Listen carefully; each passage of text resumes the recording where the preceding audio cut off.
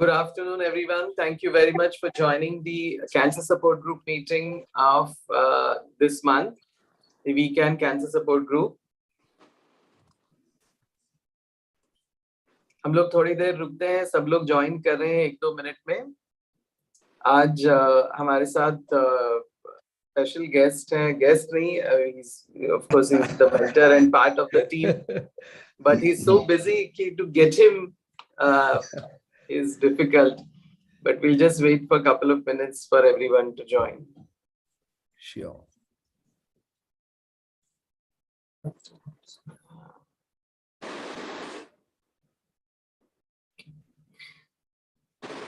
We are live streaming it also. So, okay. So, good afternoon, everyone. Today we have Dr. Vijay Haribhakti with us. He's the Director of Oncology and mentor to all of us, and especially to this Cancer Support Group weekend, which we started around 5-6 years ago. And in last 3 years, we have been running it largely online. So आज की meeting में हमने doctor Haribhakti को specially बुलाया है। वो अभी just surgery खत्म करके भाग के रूम में आए हैं। So thank you very much for that, sir. Yeah. I thought it's a good idea for Dr. Haribhakti to tell us about his experience about, हम तो कैंसर के ऊपर बहुत बात करते हैं और कैंसर की ट्रीटमेंट के बारे में बहुत बात करते हैं, पर पेशेंट के बारे में बहुत कम बात की जाती है. So I think Dr. Haribhakti wanted to speak to you about patient as a person and the survivorship and the life beyond that. So it's our great pleasure and honor to have you here, Dr. Haribhakti. We are also live streaming meeting on YouTube. So meeting खत्म होने के बाद आपको हम YouTube का link भी भेजेंगे, जो आप लोगों से शेयर कर सकते हैं, या जो लोग आज अभी ज्वाइन नहीं कर पा रहे हैं उनके लिए हम ये बाद में भेजेंगे link, so they can view it online later also.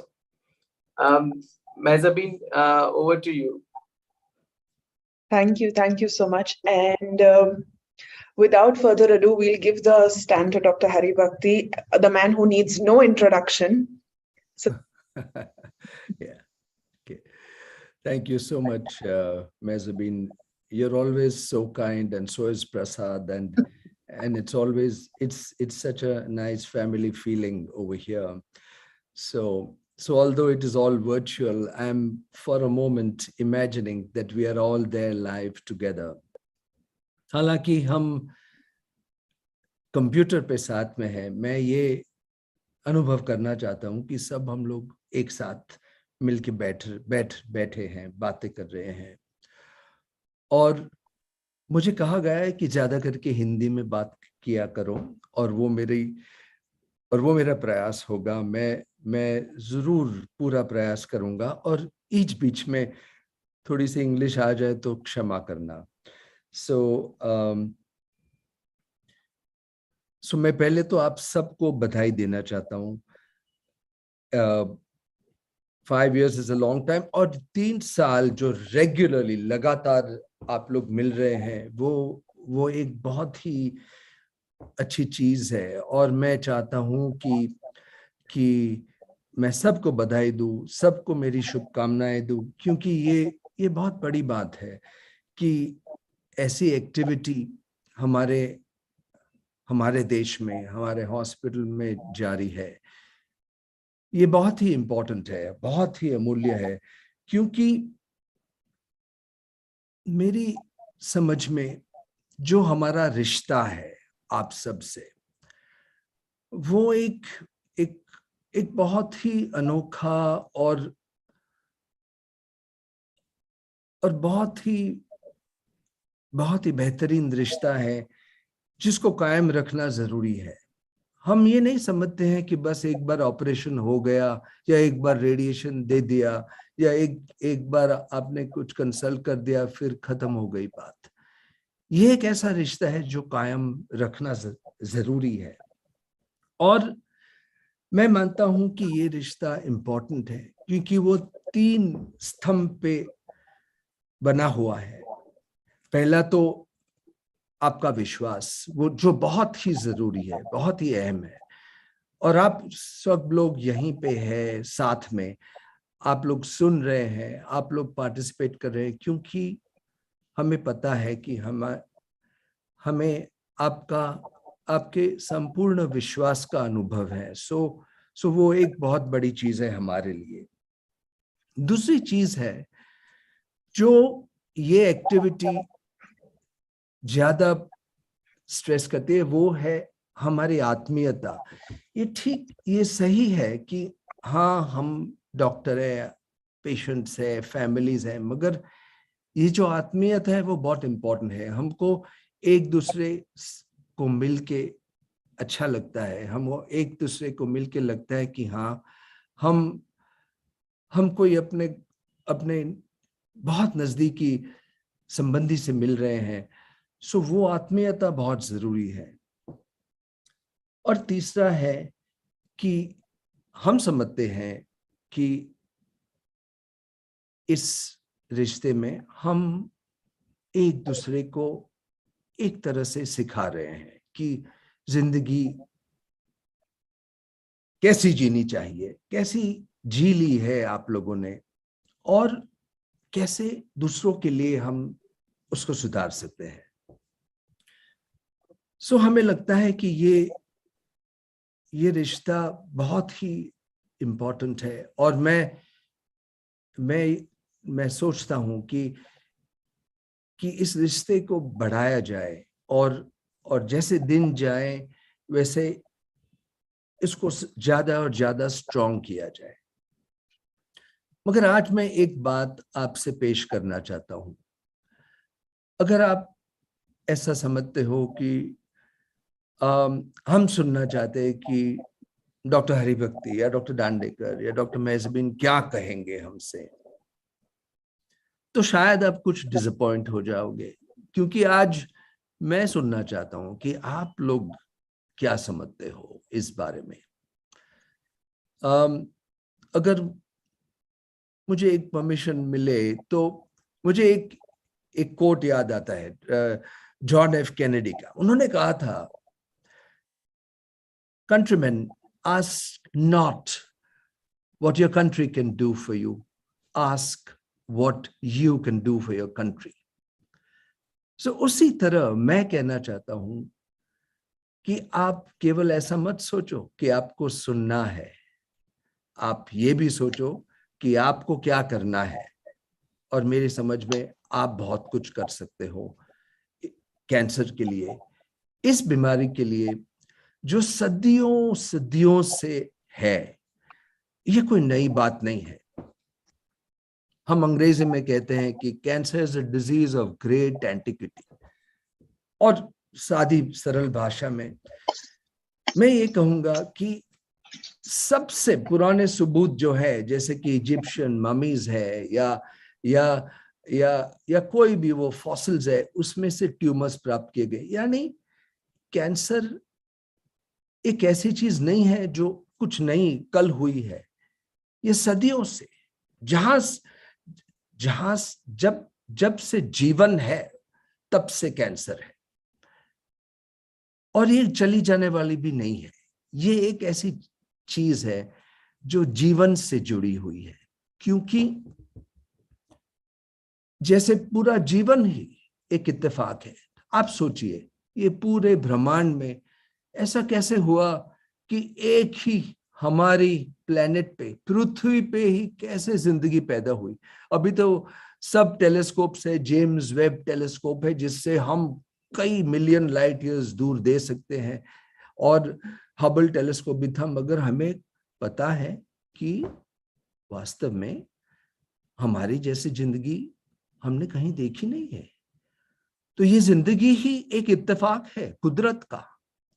तो मैं ये कहूंगा कि ये कैंसर भी एक इत्तेफाक है, क्योंकि जिंदगी के लिए हमारी हमारी जिंदगी को चालू रखने के लिए हमारे शरीर के जो करोड़ों करोड़ों कण होते हैं, उसमें से कई कण मल्टीप्लाई करते हैं, और उस मल्टीप्लिकेशन प्रोसेस में अगर कुछ गड़बड़ी हो जाए तो ट्यूमर हो सकता है।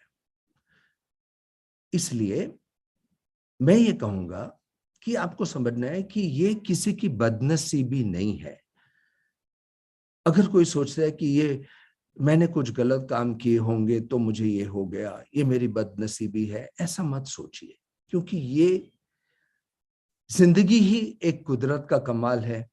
और ये कैंसर एक ऐसी बीमारी है जो वही इत्तेफाक का एक कंटिन्यूम है। मगर हम ये जरूर कहेंगे कि हम काफी कुछ समझे हैं आज की तारीख में, और हम ये थोड़ा सा आपसे बताना चाहते हैं कि कुछ ऐसे कैंसर्स हैं जो हम रोक सकते हैं, और उस कार्य में हमें आपकी जरूरत है। हम चाहते हैं कि आपने ये जो पड़ाव पार किया है, ये पूरा ट्रीटमेंट का, कभी कभी हम देखते हैं कि ट्रीटमेंट के बाद वापस बीमारी होती है, उसको झेल लेना, वो सब करने से मैं तो समझता हूं कि आप एकदम हमारे सम्मानदायक हो गए हैं। क्योंकि हमें केवल एहसास है, हम सुनते हैं आपकी बात, हम एहसास करते हैं, मगर ये पूरा अनुभव करना जो आपने किया है एज पेशेंट्स और फैमिलीज, वो केवल आप ही जानते हो कि क्या होता है, क्या बीतती है। और मैं बताना चाहता हूं कि ये एक बहुत बड़ी चीज है। मैं जानता हूं कुछ हद तक मेरे ससुर और सासू दोनों को कैंसर था, इसलिए मैं भी जानता हूं कि क्या होता है पूरे परिवार को। और इसलिए मैं ये कहना चाहता हूं कि अगर हमने ये सफर पार किया है तो मुझे लगता है कि ये हमारा कर्तव्य बनता है कि हम दूसरों को या तो उससे रोके या उनको कुछ शक्ति दे जिससे वो ठीक तरह से उसको झेल सके। तो हम पहले बात करेंगे कौन से कैंसर्स रोके जाते हैं। अभी काफी सारे कैंसर्स है जो रोके नहीं जाते हैं, मगर बहुत सारे कैंसर्स है जो रोके भी जा सकते हैं। और उसमें मैं कहूंगा, मैं ज्यादा आपको याद करने को नहीं कहूंगा, मैं एक ही चीज याद रखने को कहूंगा, टबैको, तंबाकू। पूरी दुनिया में सबसे अहम कारण हो तो वो है तंबाकू। और हमारे देश में तो बिल्कुल सबसे आगे है वो। पूरे मेल कैंसर्स में सबसे ज्यादा ये हेड एंड नेक कैंसर्स होते हैं जो सब तंबाकू से जुड़े हुए हैं। तंबाकू को स्मोक किया जाए या चबाया जाए या किसी भी प्रकार में उसका सेवन किया जाए, चाहे जो हमारे देश में मिलते हैं लाखों टाइप के मसाले, ये वो चूना, जिससे जिससे दांत की खराबी होती है, जिससे मसूड़े की खराबी होती है, वो सब हमारे लिए हानिकारक है। और हम चाहते हैं कि आप लोग हर एक सोचो, आप हर एक दिन, जिंदगी के हर एक दिन सोचोगे तो आप देखेंगे कि आपके घर में जो काम करते हैं, आप बाहर जाएंगे तो पार्किंग में जाएंगे तो आप देखेंगे ड्राइवर्स होते हैं जिनको ये आदत है। तो मैं सोचता हूं कि ये हमारा कर्तव्य बनता है, जिन्होंने देखा है कि क्या बीतती है पेशेंट्स में, उनको ये होना चाहिए कि ना, हम किसी और को ये होने नहीं देंगे। तो मैं सोचता हूं कि टबैको से बचाना हम सबका बहुत बड़ा कर्तव्य है, खास करके हमारे देश में, क्योंकि आपको जान के हैरानी होगी कि अगर केवल एक कारण निकाला गया टबैको, तो 50% कैंसर की मौत कम हो जाएगी और 50 से भी ज्यादा प्रतिशत तकलीफें और मिजरी कम हो जाएगी। सो मैं बताना चाहता हूं कि बहुत सारे कारण हैं, मगर आप केवल एक कारण याद रखो, तंबाकू। आप देखिए आपके आजू बाजू में जो भी हो, जहां भी हो, उनको प्यार से कहो। ये एक ऐसी आदत है जो जो जो घृणा से कोई बोलेगा, चिल्लाएगा कि ये क्या करते हो, बंद कर दो, छोड़ दो इसको, तो कोई मानने को तैयार नहीं है। मगर अगर अगर आत्मीयता से, प्रेम से, जेन्युइननेस से अगर हम कहेंगे तो जरूर लोग सुनेंगे। और वो मैं चाहता हूं कि हम सबको वो एक प्रण लेना चाहिए कि हम टबैको को कैसे भी करके दूर करेंगे। फिर वो लाता है मुझे महिलाओं में जो सबसे बड़ा और सबसे ज्यादा कैंसर्स हैं उसके बारे में। हाँ, ब्रेस्ट कैंसर हम जानते हैं सबसे इंपॉर्टेंट कैंसर, पूरी दुनिया में सबसे इंपॉर्टेंट कैंसर है, और आज तो भारत में भी सबसे बड़ा महिलाओं का कैंसर है। वो रोका नहीं जा सकता है पूरी तरह से, मगर हम जानते हैं कि कुछ चीजें उससे जुड़ी हुई है।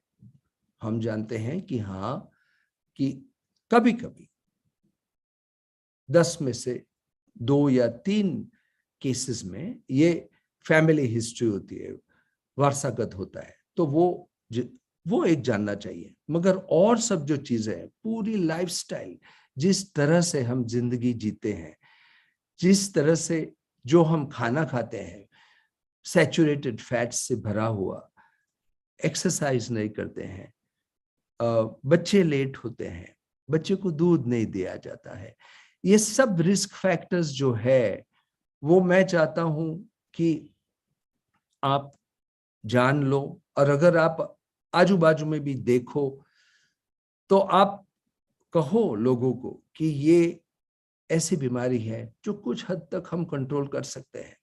मगर उसमें हम ज्यादा से ज्यादा क्या कर सकते हैं, हम उसको जल्दी उसकी चिकित्सा करके उसको डायग्नोस कर सकते हैं। हम आज जानते हैं कि ब्रेस्ट कैंसर में सबसे बड़ा महत्व है अर्ली डायग्नोसिस का। और उसमें हमको 2-3 चीज याद रखनी है। एक तो जिनको रिस्क फैक्टर्स है, उनको, हमारे देश में हर एक महिला की मैमोग्राफी नहीं हो सकती है, मगर मैं कहूंगा जिन पेशेंट्स को रिस्क ज्यादा हो, जैसे कि जिनके खानदान में, जिनकी मदर को, बहन को, कजिन्स को, मौसी को हो, उनको जाके चेक करवा लेना चाहिए। तो वो मैमोग्राफी, उसको हम स्क्रीनिंग मैमोग्राफी कहते हैं, जो कुछ हद तक हो सकता है, पूरे पॉपुलेशन के लिए संभव नहीं है हमारे देश में। मगर उसके 2 लक्षण है जिससे जल्दी पकड़ा जाए। जैसे कि स्तन में से कोई भी डिस्चार्ज, कोई भी लाल रंग का खून जैसा डिस्चार्ज, या कोई भी नई स्वेलिंग ब्रेस्ट में, थिकनिंग जो बिना कारण आ गई हो, उस पे खामोश नहीं रहना चाहिए। हम हर रोज, हर हफ्ते देखते हैं, लेडीज कहते हैं कि हमें लगा कि कुछ नहीं, कुछ है, मगर उससे कोई तकलीफ नहीं होती थी, इसलिए हमने सोचा कि रहने दे, मगर हमने 3 महीने देखा तो फिर अभी बढ़ गया है, इसलिए हम आए हैं आपके पास।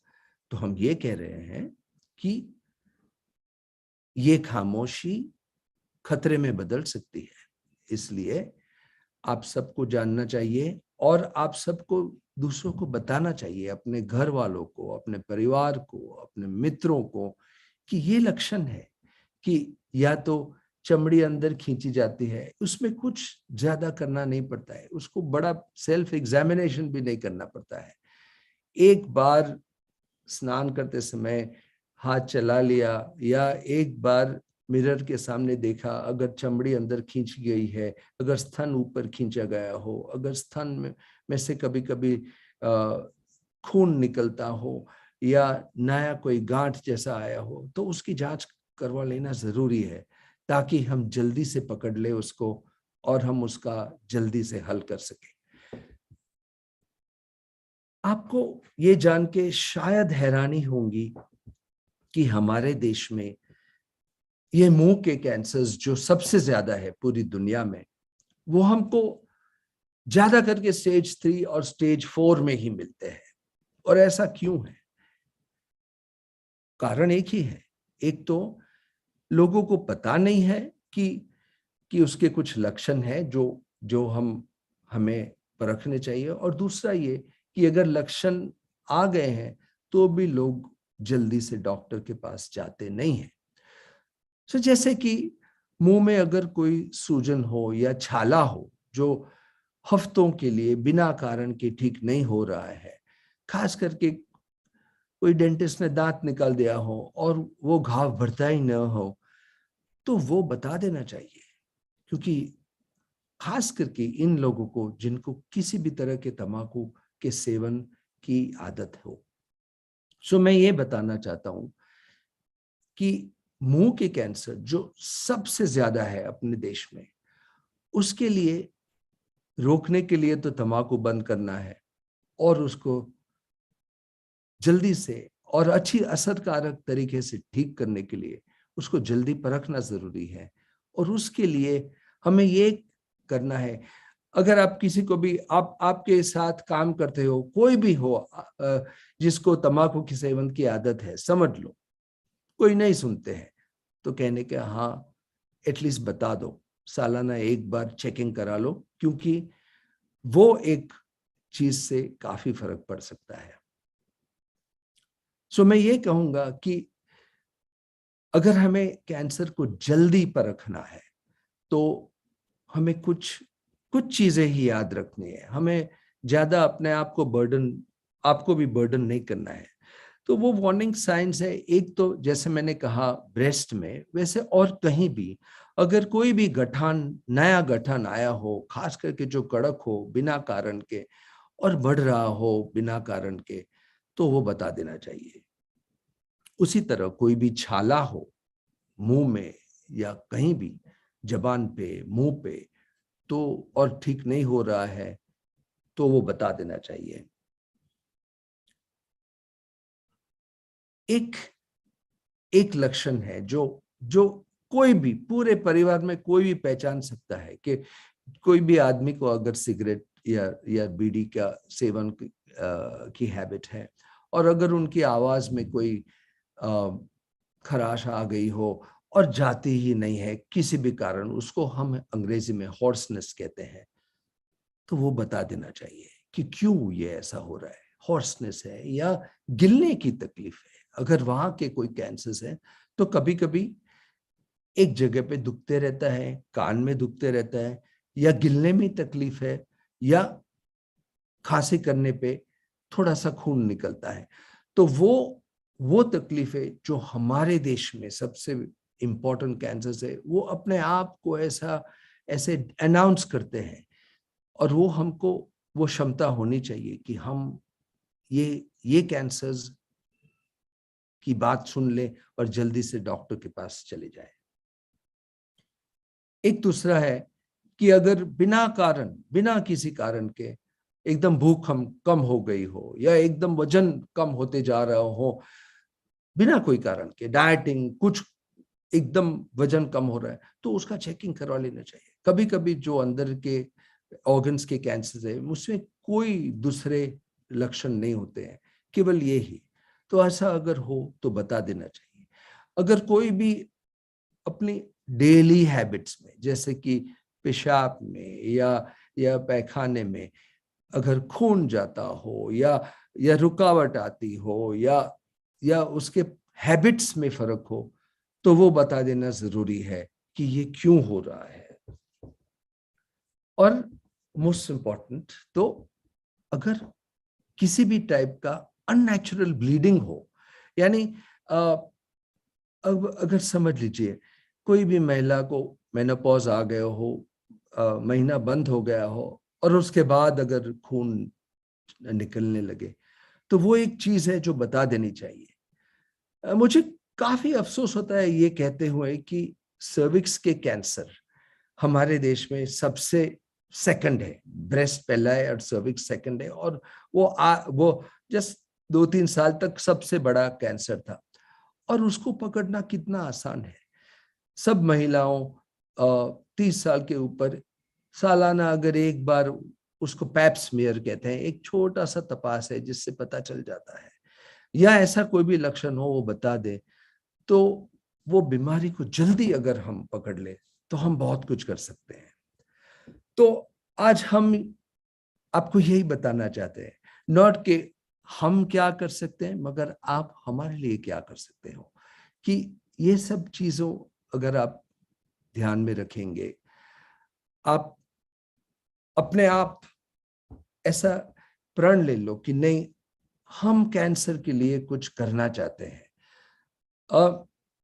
तो बहुत कुछ हो सकता है। अभी आप सोच लीजिए, ये आपका जो वीकेंड सपोर्ट ग्रुप है वो एक बहुत बड़ी चीज है। अभी आप समझ लीजिए कि किसी को भी, क्योंकि कैंसर में हम जानते हैं कि ऐसे होता है कि हम जितनी भी दवाइयां करो, जितना भी करो, वो वापस वापस आते रहता है और तकलीफ में जाते हैं। तो उसके लिए आप अगर अपनी आत्मीयता से किसी के साथ बात करो, कोई भी पेशेंट के साथ बात करो, तो उनको आप जो जो मदद कर सकोगे वो हम डॉक्टर भी नहीं कर सकते हैं।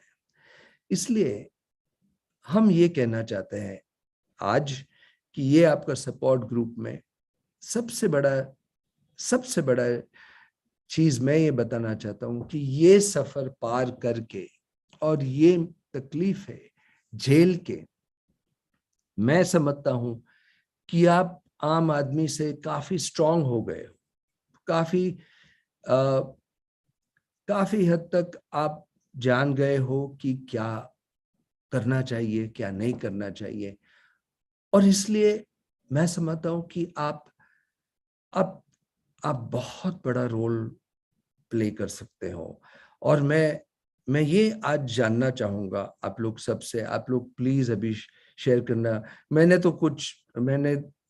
सच पूछा तो ये बिल्कुल दिल की बात है। मैंने उसमें उसमें क्या, मैंने कोई सोच समझ के बात नहीं किया था, और अगर हिंदी में भी कुछ कुछ तकलीफ आई हो तो क्षमा कर लेना, मगर मैं ये चाहता हूं कि आप लोग सब आज अगर कुछ याद रखना है तो ये याद रखो कि आप लोग ने बहुत बड़ा काम किया है ये बीमारी का सामना करके।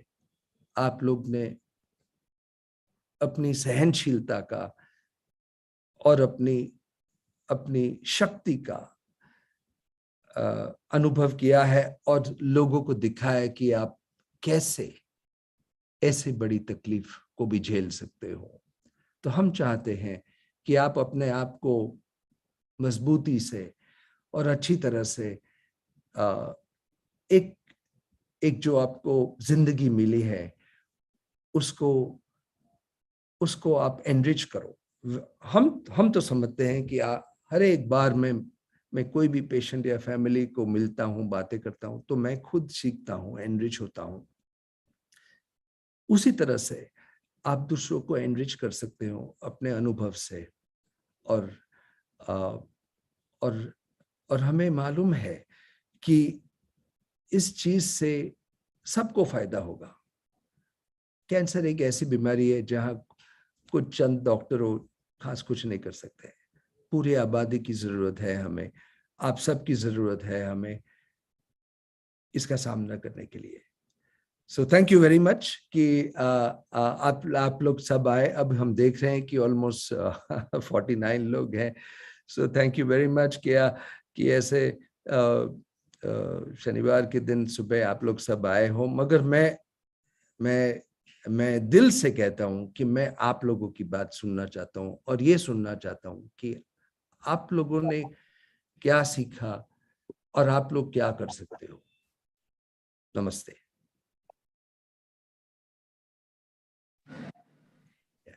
Thank you very much, Dr. Haribhakti, for that amazing talk. I think we'll have questions from people or any comments from anyone. Please go ahead.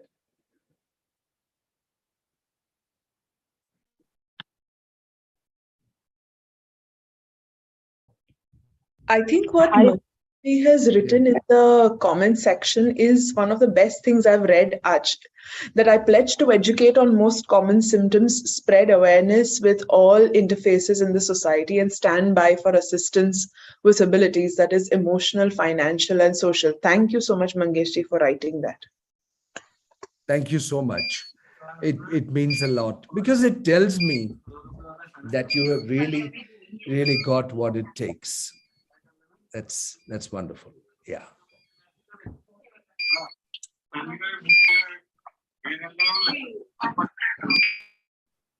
Sir, you said about the tobacco as part of the major. What about the other areas like alkalinity in the body or the sugar? Is there any research done on that? Whether this can, the acidity in the body can create also this, because tobacco is more concerned with the area in the mouth. But the no. You'll be surprised. No. You will be surprised. It's the smoking is the biggest cause of lung cancer, and that's why lung cancer internationally in the Western nations, where smoking, lung cancer is the #1 cancer in men. So the whole lung cancer epidemic really followed the smoking epidemic that started early in the last century. So lung cancer, bladder cancer, even breast cancer is associated with smoking and alcoholism. So truly, I mean, what I didn't want to overburden you with a laundry list of factors that are important, but I wanted everyone to know that the one thing to remember is tobacco. And if you just look around yourself, you'll find people around you, some way or the other, you'll find people around you consuming tobacco, consuming mawa, consuming masala, doing, that, that oral habit. And that's where I think all of us need to get sensitized about it. We need to realize that we need to feel okay to tell people. And if we do it in a non-confrontation method with genuine concern, I have found, I miss no opportunity. Anybody, whether it's a gardener or a driver or a worker, when there's some renovation work going on in my house, I go there, and if I see a worker also, I will talk to him and I'll tell him, please, this is dangerous for you. And nobody minds it if you say it not with a view to invalidate, but to contribute. But coming to your question specifically about acidity, and yes, one of the factors that is implicated for some of the mouth cancers is chronic acid reflux. It is also implicated for vocal cord cancer. So yes, it's a good thing you brought it up, because chronic acidity, uncontrolled acidity, especially acid reflux, is not a healthy thing to have. And I think my take-home messages for that would be: don't ignore hyperacidity, don't ignore especially reflux, bringing it up. And another habit, which frankly, even I'm guilty of not following, is don't have late meals. Because if you have late meals, you have a higher chance of acid reflux in your sleep. So there should be a minimum 2 to 3 hours gap between your dinner time and sleep time. Okay. Yeah. Hi, good afternoon, sir. This is Vidya Prabha. Thank you so much for this wonderful session. And today, I think the topic you have covered is really, really very important, like spreading the awareness and not hiding the, stuff that you have this particular disease. So, so I'm really happy today that there are a lot of people connect with me from my, friends of my families or relatives or friends of my friends when they come to know that they have some symptoms or they have some doubt in their mind that whether I'm going through this condition or so. Just because I was very open up when I am speaking about it. I used to speak about my disease, the symptoms, all the what went wrong and what helped me. All those things I used to speak very openly to people.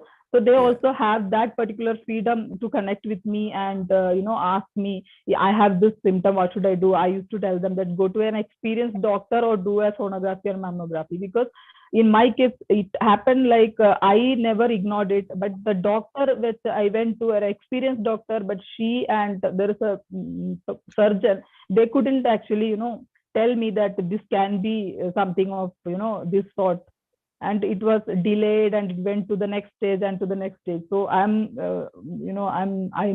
really a victim of that particular thing of early detection or whatever we call it. So it was really an important topic, sir. Thank you so much for this. Yeah, no, thank you for what you shared. And I wanted to say one thing just for everyone to know. It is for this reason, for just this very reason, that we have at our hospital at least tried to address this problem by setting up what is known as the one-stop breast clinic. You see, because breast cancer is one where there is absolutely no symptom in the beginning. It just depends upon either a high level of suspicion or of a very well carried out radiology investigations. So yes, I think what you say is true. It is unfortunately very true in our society. And I think in order to address that, we have the one-stop breast clinic, in fact, which is a package. So if a patient comes for the one-stop breast clinic, they get their entire workup and everything done at a lesser rate. So because the whole idea is to catch it early. So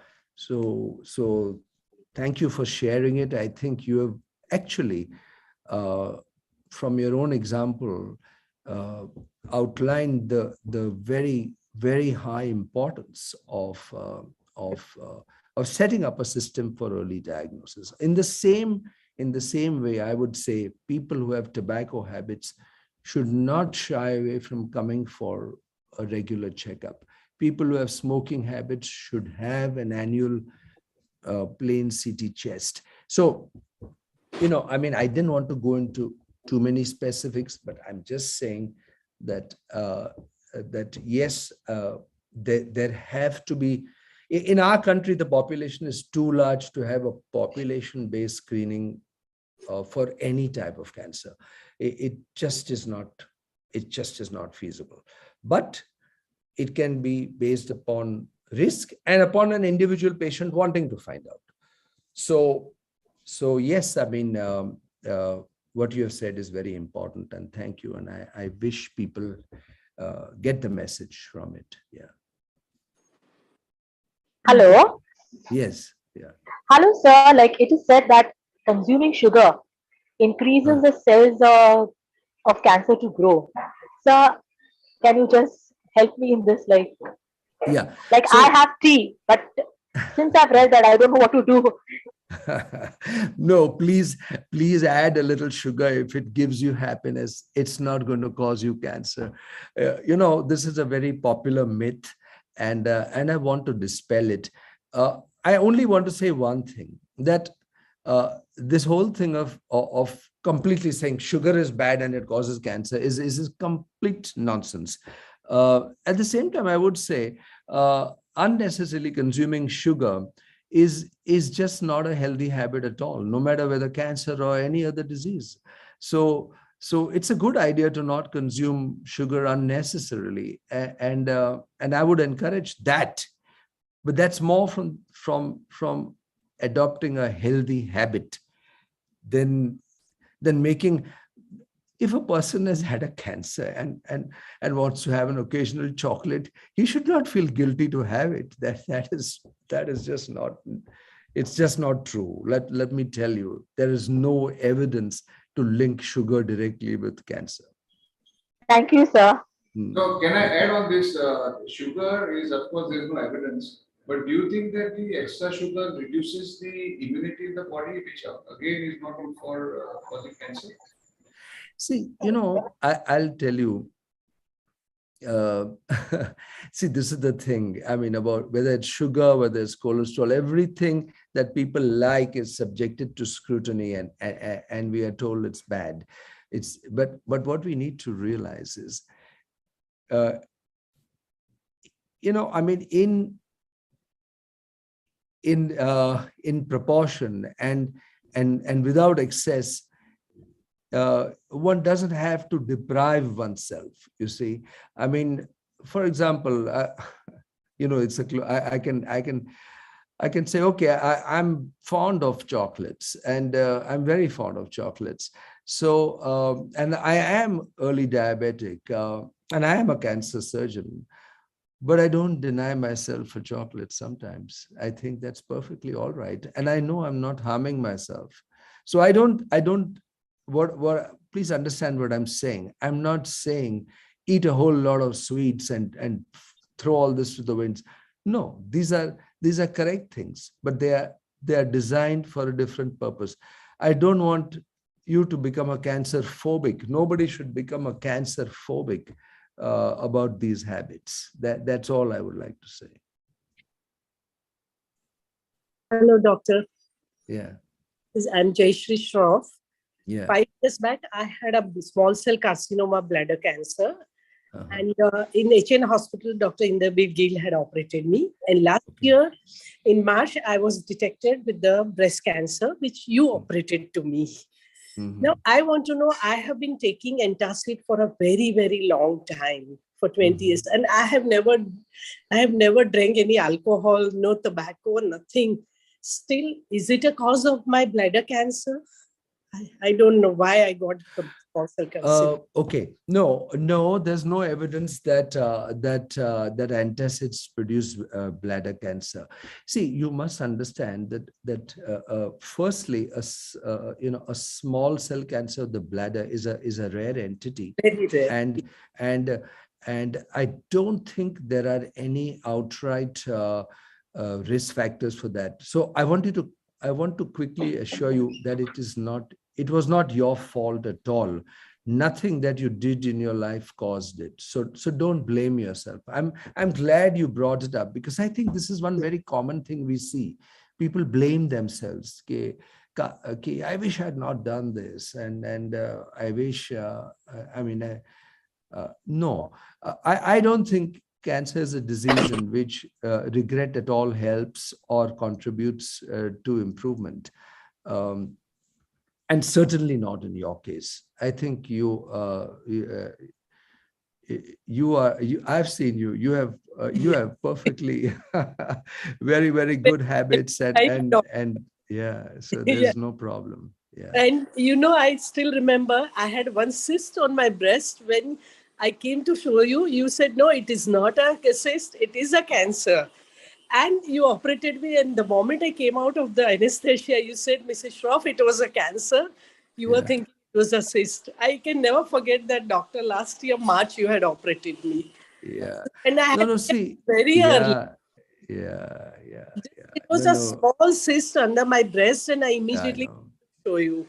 So my blood we sometimes have having seen something for such a long time, we get a little intuitive about certain things. Yes. So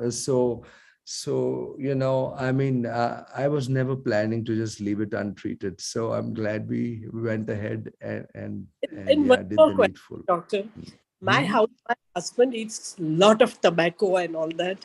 And in one room, can that his breathing or that can affect me?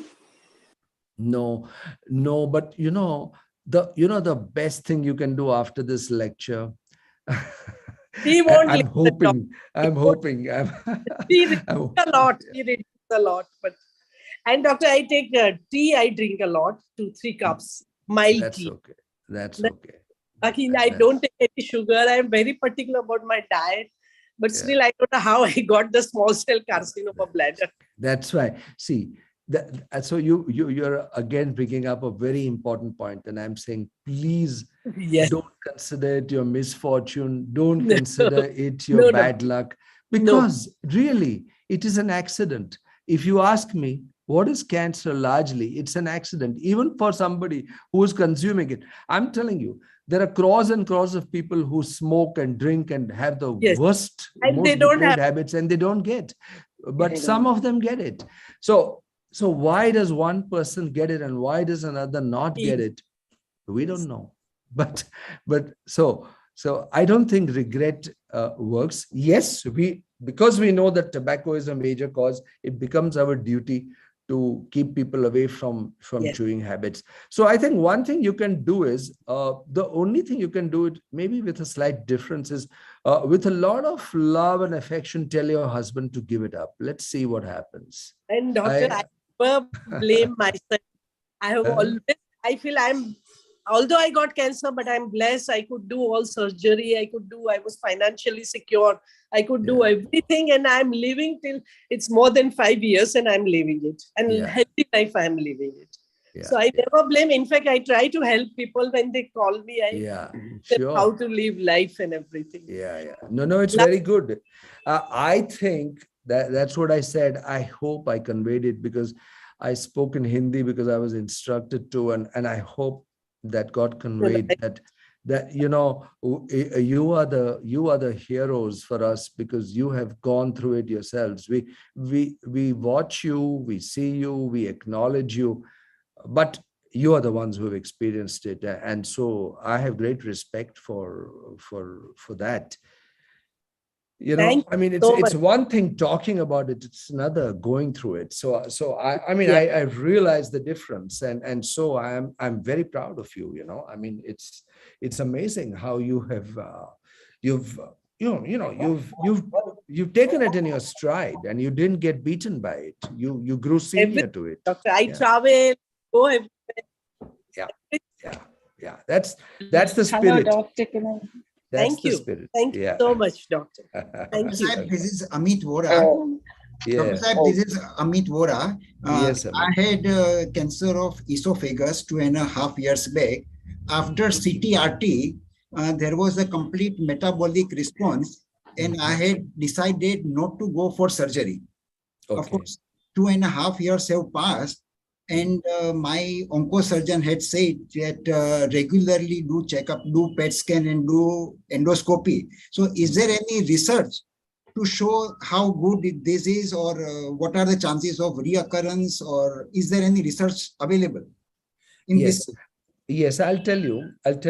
To be honest, I think your oncosurgeon did what every oncologist would do, because see, today, although we know that some people have what is known as a path complete response, that is, even when you take it out, the pathology specimen contains no cancer, and that predicts very well. So and those patients have the best survivals. But there is no way that I, as a doctor, or anyone for that matter, can predict who will be that patient who will get it.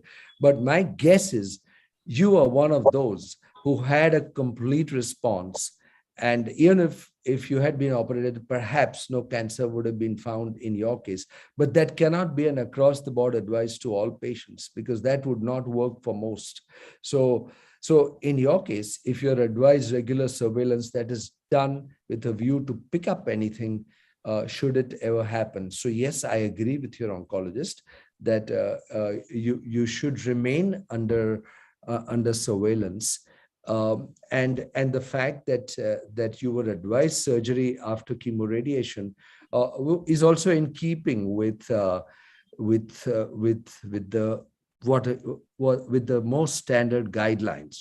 Today in cancer, we follow guidelines, very important thing to do, because this is the era of evidence-based medicine, and in our department at least, we very strictly follow guidelines. We have a tumor board so that if we are deviating, then the rest of the group can say, hey, listen, this is what you're meant to do. So yeah, I think I agree with your oncologist, but I would say you're extremely fortunate. But yet, don't push your luck. Keep yourself under surveillance. Okay, sir. Doctor sir, namaste. Namaste. Yeah. Hello, doctor. I am Bihangini Purohit and I had breast cancer. I have been hearing that, you know, in an alkaline body, cancer cells do not exist. They cannot thrive in that. So how true is that? I mean, to have alkaline water or, you know, and keep that going in your body and, you know, that these cancer cells don't live in the alkaline body. You know, see, I see it's like this. I always have a strangely dualistic approach to these kind of things. You know, I mean, if deep down in your heart you're convinced that having that alkaline water is good for you, be happy and have it. But there is not a shred of evidence that is preventing or that is keeping you cancer free. So you see, what happens is, if somebody who manufactures alkaline water wants to make sure that you drink it, he has to give you a hook. There has to be a hook, and the hook is, okay, it'll prevent cancer. It's a very important hook, which people use, and I say, unfortunately so, because we have a lot of this in our country. So in a way, you brought up a very important point. In our country, there's a lot of such mythical things. You know, if you have this kind of mitti, if you have this kind of pishti, if you have this kind of thing, you will not get it, or your cancer will not grow. So I'm just saying, I'm very humbly saying, because all this is so complex, we prefer to just follow evidence, and whatever is within the scope of evidence, we like to follow. So no, I the short answer is, we don't really, we are not at all sure that alkaline water helps. I mean, if I was sure as a cancer surgeon, I would only drink alkaline water, but I don't. I drink ordinary water.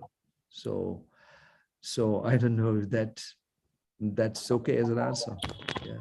So, Doctor sir, namaste. Santosh Bajaj from Calcutta. Namaste. Yeah. हाँ sir, मेरे को 2019 में आपने operate किया था. Yeah. 2019 sir. हाँ. और उसके बाद में सर लास्ट ईयर नवंबर में वो रेफरेंस हो गया था सर, आपके पास आया था. 2021. Okay. He had recurrence in 2021 and then he visited you. Okay. Then tell him कि metronomics. हाँ, और उसके बाद से सर हम आपने बोला था इम्यूनोथेरेपी, तो इम्यूनोथेरेपी और कीमोथेरेपी डॉक्टर अडवाणी के पास भी गए थे, तो उन्होंने कहा कि वो देखिए आप ले पाएंगे क्या, और नहीं तो मेट्रोनोमिक्स उन्होंने सजेस्ट किया था. मैं वही ले रहा हूँ सर लास्ट 10 महीने से, मेट्रोनोमिक्स सर. ये अगली तीनों सर, अगली तीनों. और यहाँ टाटा कैंसर सेंटर में सर जाता हूँ अभी हर महीने, एवरी मंथ. तो सर अभी अब क्या इशू है सर कि एक तो मेरे को एक्सपोजर हो गया है, बाहर जो जगह में सर्जरी हुई थी थोड़े यहाँ पे, और यहाँ 2 जगह एक्सपोजर हो गया, स्किन निकल गई, और जो प्लास्टिक सर्जन ने जो चीज लगाई थी वो थोड़ी दिख रही है, तो उससे वहां दर्द होता है. और दूसरा सर अभी ये लास्ट 10 महीने में वजन मेरा 10 किलो डाउन हो गया. अभी अब वजन को हम बढ़ा रहे हैं, अच्छा खाना खा के. और आप दूसरा एक काम कीजिए, आप अगली बार बम्बई में हो तभी जरा दिखा दीजिए, हम देख लेंगे क्या हो सकता है। मगर ये आपने जो बताया मेट्रोनोमिक कीमोथेरेपी, वो हम कई बार एडवाइस करते हैं जिनको हम ज्यादा एग्रेसिव कीमोथेरेपी नहीं देना चाहते, उससे हमने कुछ फायदे देखे हैं जरूर। मगर हम सब पेशेंट्स को बड़े ध्यान से देखते रहते हैं, इसलिए आप अगली बार आओ तभी एक बार दिखा दीजिए। ठीक है सर, ठीक है, thank you sir, thank you sir. I think we'll take just one last question from Mr. Ramesh ji, and then we'll end for today. Sir, is there any special diet plan or precaution to prolong the relapse? Relapse जो जल्दी होता है उसको लंबा करने के लिए क्या कर सकते हैं? The question was diet. What diet? Yeah, diet or anything else. Yeah. नहीं, see diet में क्या है, आपके केस में लगता है कि there was ये मुंह के प्रॉब्लम और सब के लिए हम इतना ही कहेंगे कि कोई भी प्रकार के तम्बाकू से या उससे आपको बिल्कुल दूर रहना है। और कोई ऐसी खास चीजें नहीं है जो आपको अवॉइड करनी चाहिए, ऐसा कुछ है। सो मुंह के ओरल कैंसर में सबसे बड़ा प्रॉब्लम वही है।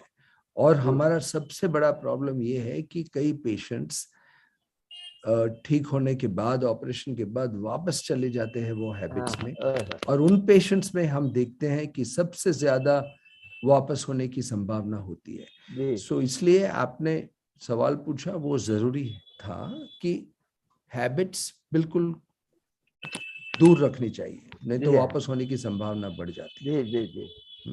ठीक है।